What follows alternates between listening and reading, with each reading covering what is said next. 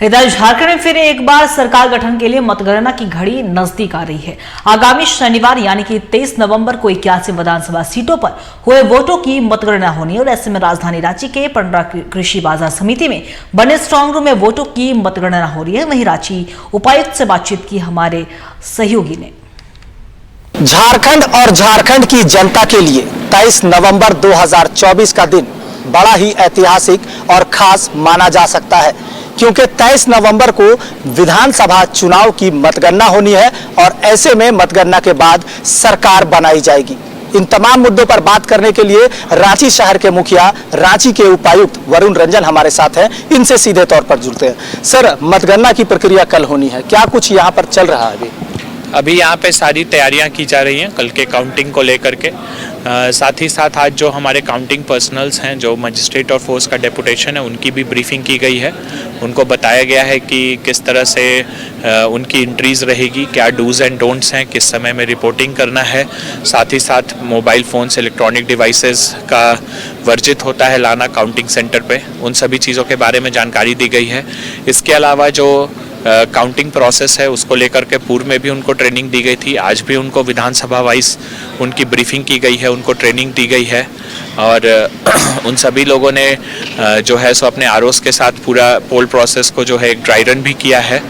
तो हम लोगों को उम्मीद है कि हम लोगों की सारी तैयारियां पूर्ण कर ली गई है और कल जो मतगणना एसओ को और पोलिंग पार्टियों को किस तरह की ट्रेनिंग दी जाती है और कैसे वो इस तमाम चीज़ों को इसे कर पाएंगे? देखिए, हम लोगों की ट्रेनिंग जो है वो कई चरण में दी जाती है। 2 ट्रेनिंग्स ऑलरेडी जो है काउंटिंग पर्सनल्स को दिया जा चुका है। आज जो है मोस्टली ब्रीफिंग का था और जो एक असेंबली कॉन्स्टिट्यूंसी स्पेसिफिक जो आरओज हैं, उन लोगों ने भी अपने अपने काउंटिंग पर्सनल्स को ट्रेनिंग दी है कि किस तरह से जो भी चीज़ें हैं उसको आपको करना है। जो डिटेल्स है वो तो ऑलरेडी ट्रेनिंग सेशन में बता दिया गया है। आज मोस्टली क्या कंडक्ट होना है, क्या डूज है, क्या डोंट्स हैं और कौन कौन से सिनारियोज हैं जहां पर क्या डिसीजन लेना है उसके बारे में बताया गया। साथ ही अगर आपको कहीं पे कोई परेशानी या दिक्कत होती है तो डाउट क्लियर करने के लिए आपको किनको अप्रोच करना है। ECIL के इंजीनियर्स रहेंगे, हमारे मास्टर ट्रेनर्स रहेंगे, AROs रहेंगे, ROs रहेंगे, तो उनसे बात करनी है और कहीं भी कोई डाउट हो तो उसको तुरंत जो है अपने सीनियर से पूछ करके उसको। जिला प्रशासन ने प्रयास किया, जागरूक किया, तमाम व्यवस्थाओं को देखा, लेकिन सुरक्षा के लिहाज से अगर बात करेंगे तो इसमें क्या कुछ तैयारी? सुरक्षा के लिए देखिए, नॉर्मली हमारा जो काउंटिंग सेंटर स्ट्रांग रूम होता है उसका 3 लेयर सिक्योरिटी होता है, जिसमें फर्स्ट लेयर CAPF के हाथ में होती है, सेकंड लेयर स्टेट पुलिस और थर्ड लेयर डिस्ट्रिक्ट पुलिस के पास होती है। तो यहाँ पर भी सेम है, जिसपे हमारे जो काउंटिंग पर्सनल्स आएंगे या काउंटिंग एजेंट आएंगे तो उनको DFMD से प्रॉपर सिक्योरिटी फ्रिस्किंग और चेकिंग के बाद ही वो अंदर जा सकते हैं और अनऑथराइज्ड एंट्री नहीं है। जो भी लोगों को एंट्री है उनको ID कार्ड दिया गया है पूर्व से, वो ID कार्ड चेकिंग होकर के ही उनकी एंट्री हो सकेगी।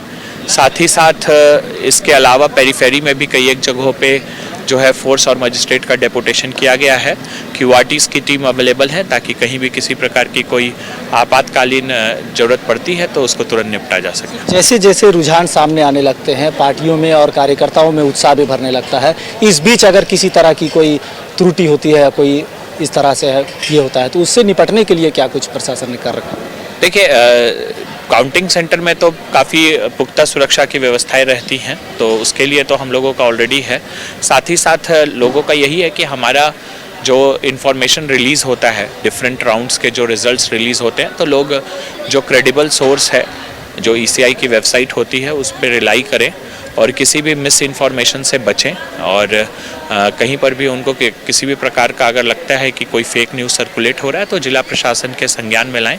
हम लोग उस पर जो है तुरंत क्लैरिफिकेशन इशू करते हैं। बहरहाल ये थे हमारे साथ रांची शहर के उपायुक्त वरुण रंजन, जिन्होंने सुरक्षा के लिहाज से तमाम जानकारियों के साथ साथ किस तरह से मतगणना होगी, इन तमाम चीज़ों पर विस्तृत जानकारी दी। साथ साथ ये भी बताया है कि तमाम व्यवस्थाओं के साथ किस तरह से हम आगे बढ़ेंगे, कैसे मतगणना होगी और क्या कुछ यहाँ पर नियम और कायदे बताए गए हैं जिनका उन्होंने सीधे तौर पर बखान किया। अब देखने वाली बात होगी कि अब 23 नवंबर को जब मतगणना के बाद सरकार बनने वाली होगी, तब आगे क्या कुछ सीन और रंग देखने को मिलेगा, ये आने वाला समय ही बताएगा। सहयोगी शादाब के साथ मोइजुद्दीन, TV 45 रांची।